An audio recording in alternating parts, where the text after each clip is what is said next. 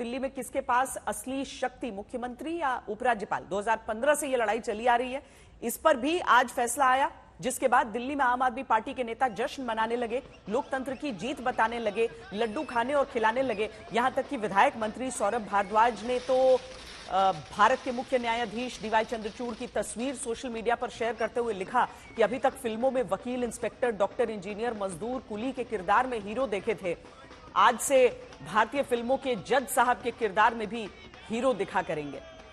इतनी खुशी आखिर क्यों आम आदमी पार्टी और अरविंद केजरीवाल उनकी सरकार के खेमे में दिख रही है? इसके लिए सुप्रीम कोर्ट की संविधान पीठ का फैसला जिम्मेदार है। इस फैसले की बड़ी बातें आप जानिए। पहली बड़ी बात फैसले में यही आई है कि दिल्ली में सरकारी अफसरों पर चुनी हुई सरकार का ही नियंत्रण रहेगा, यानी केजरीवाल सरकार के पास शक्ति होगी। कोर्ट की संविधान पीठ ने कहा, उपराज्यपाल पब्लिक ऑर्डर, पुलिस और जमीन को छोड़कर सभी मामलों में दिल्ली सरकार की सलाह पर ही काम करेंगे। अदालत ने आज कहा कि चुनी हुई सरकार के पास अफसरों पर नियंत्रण की ताकत न हो, अधिकारी मंत्रियों को रिपोर्ट करना बंद कर दें या फिर उनके निर्देशों का पालन न करें तो जवाबदेही का सिद्धांत बेमानी हो जाता है। ट्रांसफर और पोस्टिंग के अधिकारों को लेकर दिल्ली सरकार और उपराज्यपाल के बीच टकराव चल रहा था। अब आज के फैसले के बाद यह टकराव खत्म हो गया, खत्म हो जाए, सुप्रीम कोर्ट ने इसके लिए खबरदार किया है। दिल्ली के हर काम को रोका गया। एक तरह से मेरे दोनों हाथ बांध दिए गए पीछे और मुझे नदी में फेंक दिया गया कि अब तैरो। इन सारी कठिनाइयों के बावजूद दिल्ली के अंदर हम लोगों ने इतना शानदार काम किया पिछले 8 साल के अंदर। तो आप सोच सकते हैं कि अगर हमारे पास पूरी पावर होती तो हम कितना ज्यादा काम कर सकते थे। आज हम सुप्रीम कोर्ट के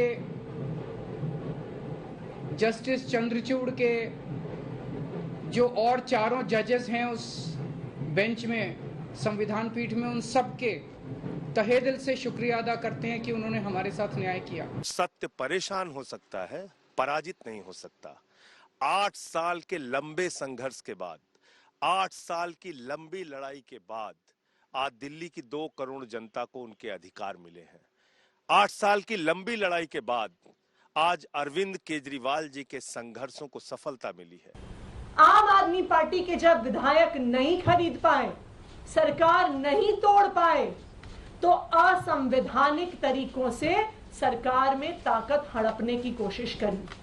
और आज 8 साल की लंबी लड़ाई के बाद सुप्रीम कोर्ट ने एक बहुत स्पष्ट फैसला दिया है कि जिनको जनता चुन के भेजती है उनके फैसले ही दिल्ली में मान्य होंगे। 5 न्यायाधीशों का हम लोग दिल्ली की जनता की तरफ से धन्यवाद करेंगे। मुझे लगता है आज दिल्ली की जनता सुप्रीम कोर्ट के आगे नतमस्तक है और ये जो हक दिल्ली की जनता का केंद्र ने छीना था, वो हक आज वापस मिला है। इस जजमेंट ने आज मोहर लगा दी है कि दिल्ली को चुनी हुई सरकार चलाएगी। दिल्ली को कोई पैराशूट किया गया उपराज्यपाल या केंद्र सरकार नहीं चलाएगी। ये दिल्ली वालों की जीत है, लोकतंत्र की जीत है। और कहीं ना कहीं पिछले 8 साल से दिल्ली के अंदर जो ये लगातार लड़ाई चल रही थी और एक प्रकार से दिल्ली की चुनी हुई सरकार को कमजोर करने की कोशिशें बीजेपी द्वारा की जा रही थी, आज वो बीजेपी के मुंह पे करारा तमाचा है।